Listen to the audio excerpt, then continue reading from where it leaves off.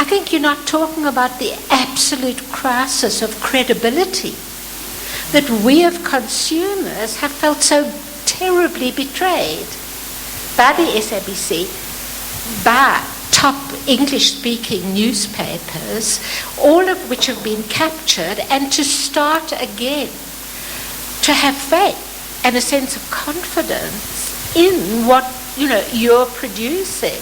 I fully agree with you, and we know that we are facing an uphill battle to try and convince news consumers that we are now getting it right.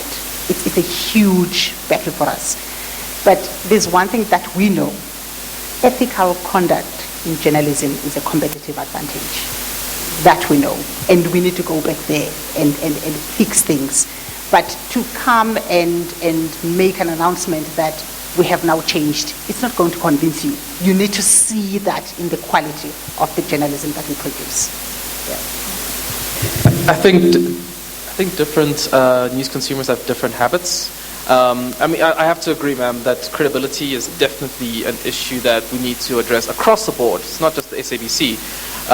And in order for news media to survive in the 21st century, you need to get your convergence right, you need to get your content right, and you need to get your credibility right.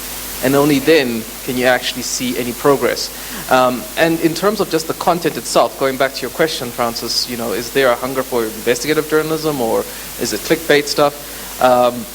What we found is that if you are able to basically attract an audience that prefers that and actually engage with them, that is worth more than 50 million readers who just are clicking on your site and going on for one story and leaving.